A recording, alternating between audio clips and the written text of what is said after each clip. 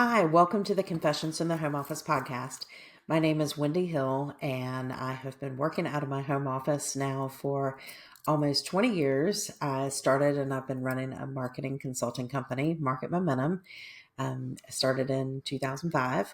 And each week on the podcast, I either cover an important marketing topic or I have a guest on that's also an entrepreneur just to give you some other angles and insights on the whole working from home, working for yourself perspective. And so I'm really excited about today's guest. So let's get started.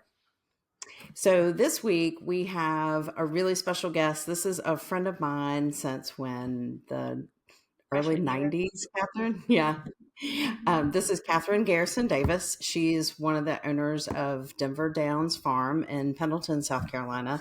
And she's here today to talk all about her agritourism business. So welcome, Catherine. Thank you, Wendy. I'm so excited to be here. So proud of you and your company. And this is exciting for me. So thank you. Oh, well, thank you. I'm glad that you could do this. I know it's a busy time of year for you and just wanted you to go ahead and jump in and talk about, a little bit of background about yourself. I know you worked in corporate for a while and made some changes and then ended up back in the upstate. And I want everybody to hear about that.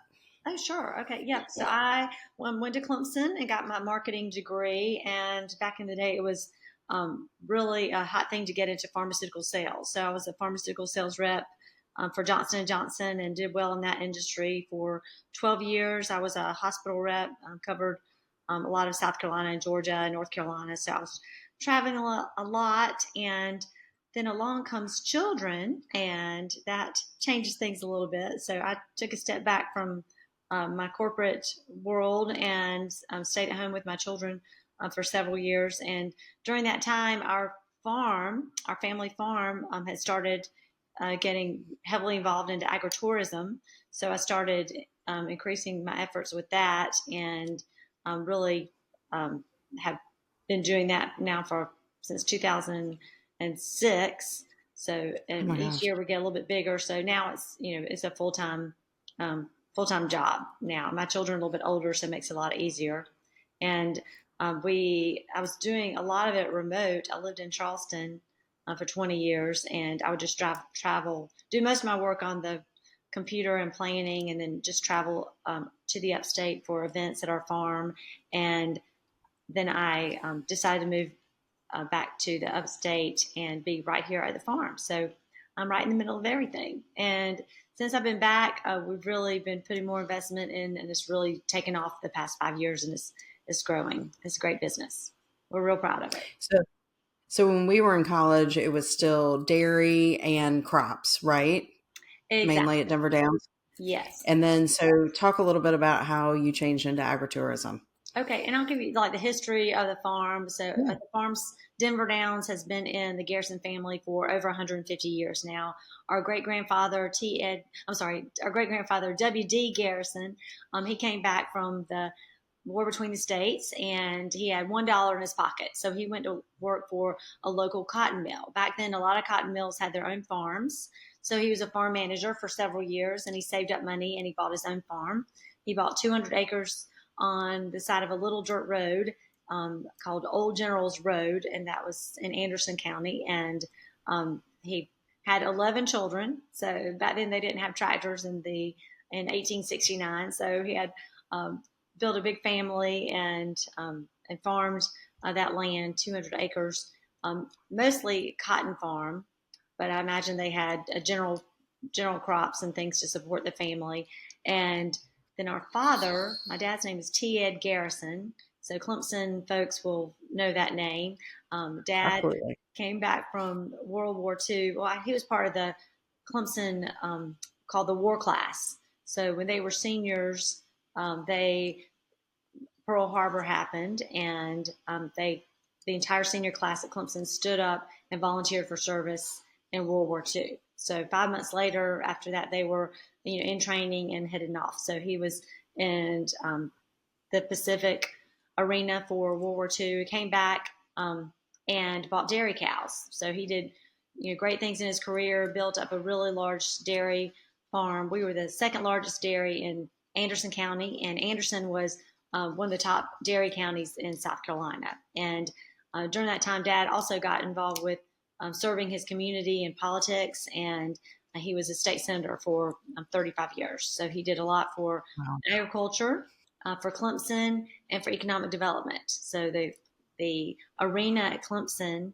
the T.A. Garrison Livestock Arena, is named for him, and we're real proud of that. That's really fun. So Dad had started the dairy farm, and we did that at our farm at Denver Downs. We had hundreds of Holstein dairy cows for many years in the 90s. So when we were in college, the dairy industry was going through a big change, and it was not a good business to be in. We also had a family tragedy. One of our brothers and a longtime employee were killed in a farm accident. So that was had a big change in our business here, and Right. we got out of the dairy, sold the dairy cows, and became a general purpose farm. So we did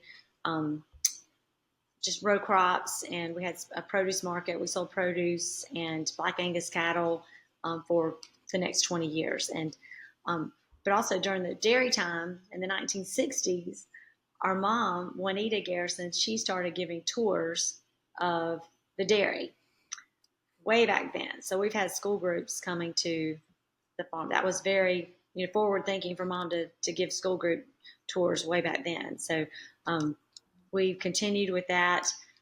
20 years ago, we started a little corn maze, and each year we try to add to the corn maze and make it a better experience for families to come out and visit. And also with school trips, schools are looking for opportunities to come out and see farms and where food and fiber comes from. So we provide that for a lot of the local schools. So I didn't know that Juanita was the one who started the real agritourism movement over at Denver Downs. So That doesn't surprise you, does it? No. no, it doesn't at all. So yeah, she always had stuff going on.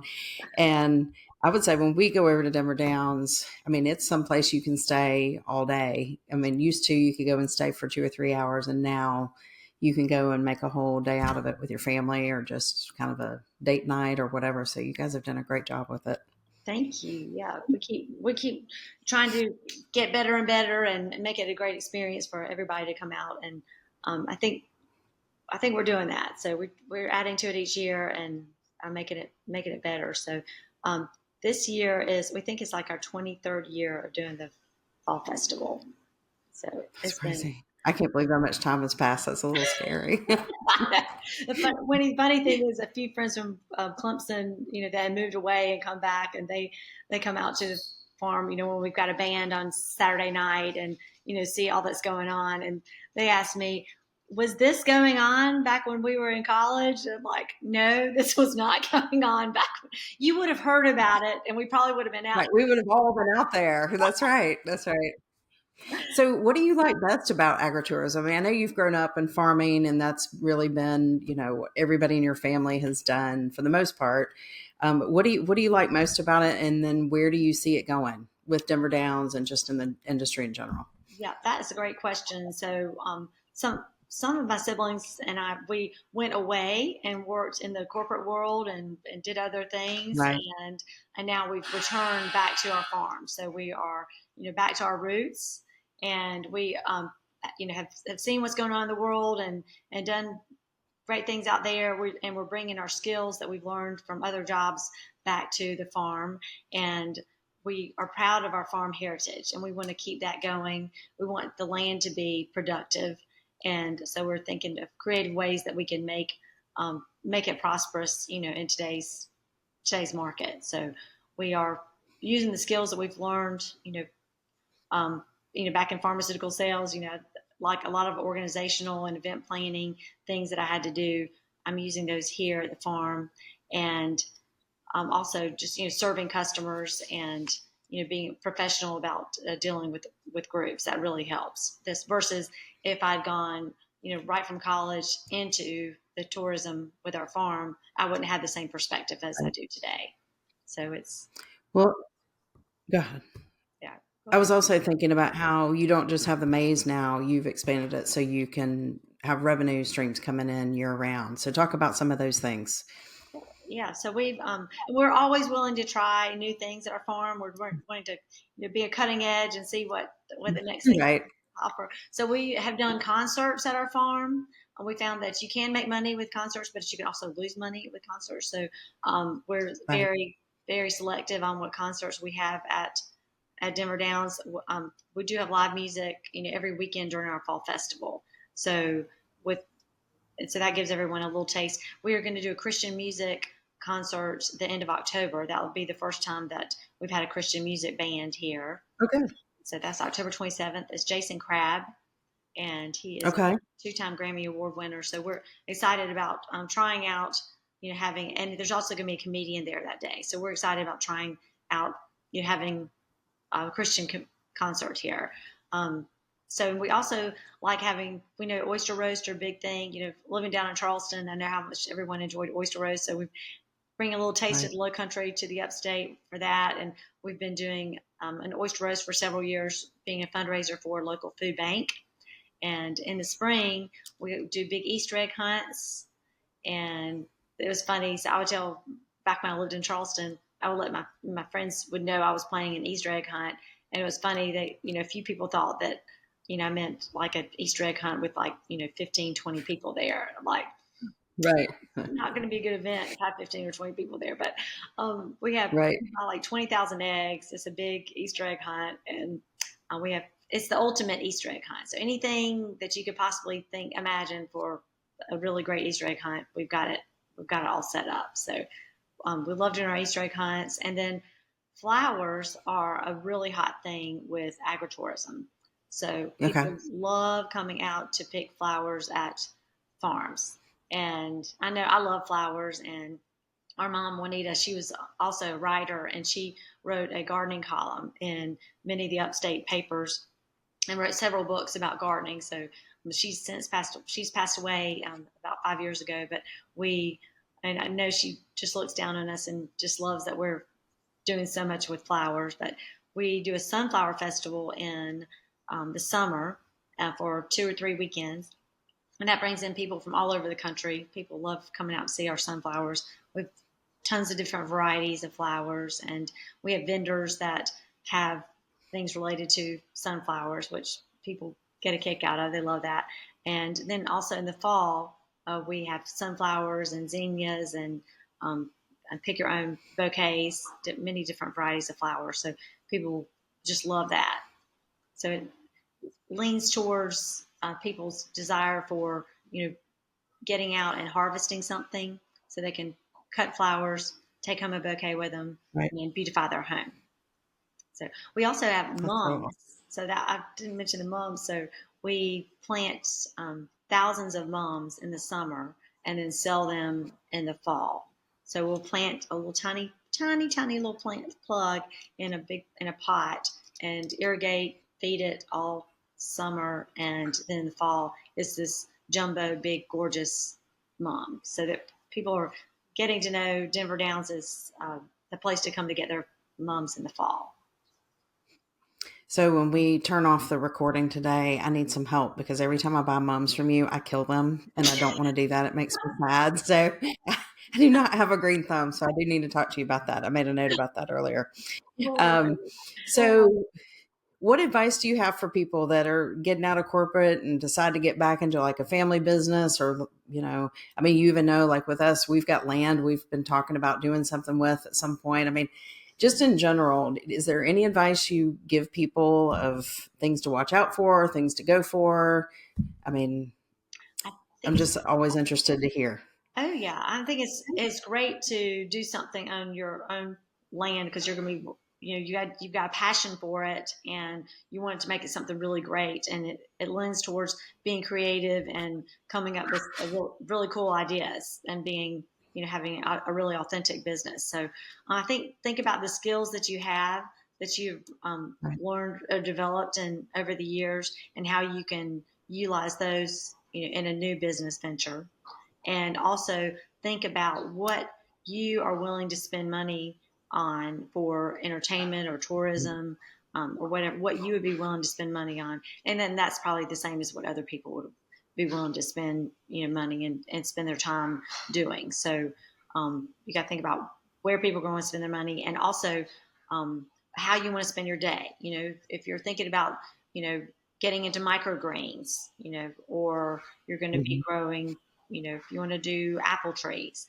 you got to really think about your interest in that. If that's the way you want to be spending each day, do you want to be out there, pruning these things, or being in the dirt? Do you want to be just exactly how you want to be spending the day, or if you're going to Right. be, and also what kind of investment that you're going to be making. So some people may be, in different, they may want to do something that they're going to make money right away. So they may have to think about borrowing money for the business, or they may want to, um, think about they're going to have to do the work themselves for a specific amount of time to be making money and before they expand. So, and having a good business plan is really important, to think about how that business is going to be making money. Because I think what you Right. don't want to do is just start doing something, winging it, Right. and finding out later that, okay, we're not going to make any money doing this. So then you've just, Or it's just a hobby. Yeah. I mean, if you're yeah, not making any money, it's just, if you're fine at being a hobby, that's fine, but most likely you won't be long term. So, exactly. Yeah. If you're doing it for a hobby, that's great. Just it's good to have something else that's going to pay the bills. So exactly. having Exactly. having a good So go ahead. yeah, having a good business plan, and thinking about how you want to spend your day each day. So Okay. that's important. That's good advice. So tell everybody how they can get to Denver Downs. How do they buy tickets? How long is it going to be open this season? All that good stuff. Okay, good. And also going back to that, when you asked about also ideas and stuff, there are associations that people Oh, can get involved with, and okay. like there's a South Carolina Agritourism Association. There's a Hmm. multi or international business corporations called like North America Direct Farm Marketing Association. They have meetings every year. So I do know some people that are, wanting to get into a new business venture with their land. They'll attend meetings like this and get ideas, and also talk with the different vendors that are at these meetings to get ideas. So that's something I would recommend. And the South Carolina Agritourism Association, this is kind of neat. Um, and 8 years ago, the commissioner of agriculture, he got about 10 farms that were doing agritourism together, and we started a South Carolina Agritourism Association, and to Okay. represent us with different things, and just be a united front. And it's amazing. There are now 300 members of this association. So Oh my gosh. it's really That's grown. grown fast. Yeah, I mean, at the time there were probably 100 agritourism businesses in South Carolina, and now there's like 300. So it's definitely growing. People that have, smaller pieces of land, they may have inherited, like, and or bought, wanted to get into agriculture, that they're looking out for ways to do tourism. So I would encourage people to get involved with things like that. So what That's we've got fantastic. yeah, we've got our fall festival is going on. It's always the end of September and through October and into November. So we started off with an emphasis of, well, we've got live entertainment on the weekends. We've got live music. Saturday nights we have a band. The other nights we have live or just a solo acoustic player. We have Right. bonfires. We have a little lighted pumpkin trail that people can go through, and so they can think of it as like a little Christmas lights show, except just a Halloween theme. So they can That's fun. walk through and see the little pumpkin lights. Um, and then, of course, do the corn maze and pick flowers. And we've got probably the best selection of pumpkins in the state.